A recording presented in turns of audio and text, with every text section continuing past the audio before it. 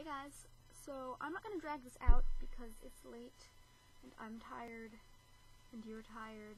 At least I'm assuming you're tired because we're all tired, aren't we? Quasi-philosophical comment of the day. Plus I just finished taking a 4-hour-long practice SAT exam. And my hair is all wet and gross, and I kind of care, but not really. Alright, so what's new with me? I've basically had this past week off because New York, and only New York, has these stupid exams that they give public high school students in order to graduate called Regents.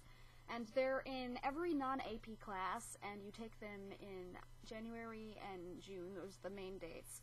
But in general, the people who take theirs in January are the people who failed theirs in June, so the rest of us don't have to go to school.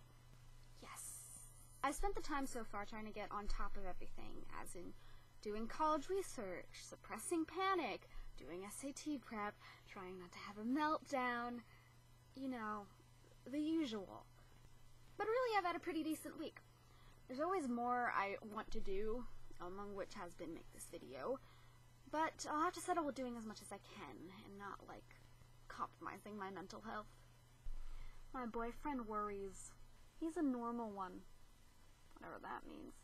I'm also learning how to play Jumper on the guitar. That's one of my favorite songs. It has been for a while, and it's pretty cool to be able to accompany myself and sing on that one. And the other day, I baked blondies, which weren't really blondies. They were kind of like cookies in brownie form, like chocolate chip cookies in brownie form, but they were delicious, and I'm happy, and I'm totally making that recipe again. Reflection. Okay, I've been thinking about nostalgia for the past couple of days. I updated my Facebook to timeline and spent about 3 hours in the middle of the night basically going through my life for the past 4 years, ever since I joined Facebook in 2008. Then last night I went to see my little sister at my elementary school's talent show, which I was involved with since first grade, since the first year it came out. Pretty much because it was the only outlet when I was younger for performing something of my own choice, of my own accord, not through a class or the school play. Mind you, this is an event that serves alcohol to the adults simply because they need it to get through the thing. Anyway, they played this video montage of the past 10 years of this annual talent show, from the very first year it started, from the very first year me and my whole grade were in it. Anyway, I basically watched me and several of my really good friends grow up.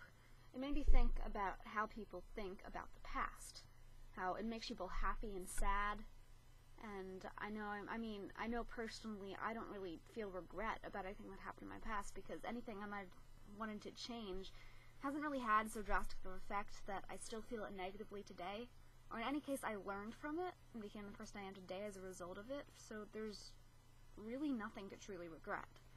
On the other hand, often I know I can't help but feel a longing for the past, for friends I've had and have lost, either by a big fight or by, more often than not, that slow fade away that is painful, and often it happens so slowly that you don't notice it's happening until it's too late.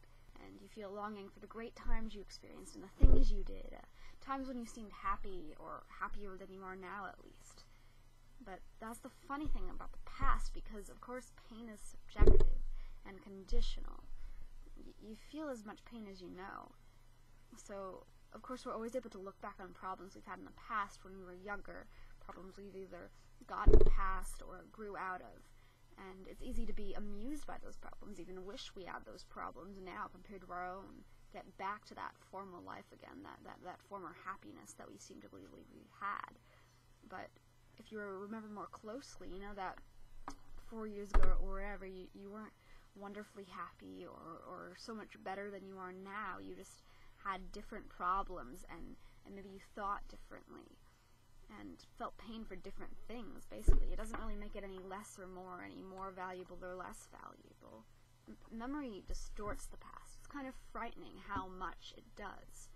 We never really realize that. And, I find this interesting.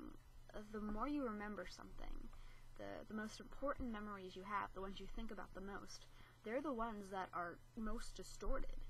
Because every time you picture something again in your head, your mind alters the image just a little bit, and then you multiply that by the hundreds of times you're reimagining it, the thousands of times, and just think how much that might have changed from how it originally happened, and you have no idea. So yeah, something I've been thinking about a lot. Nostalgia. I even wrote a poem about it, like a perfectly ordinary, emotionally volatile teenager. That's about it. I want to go to bed.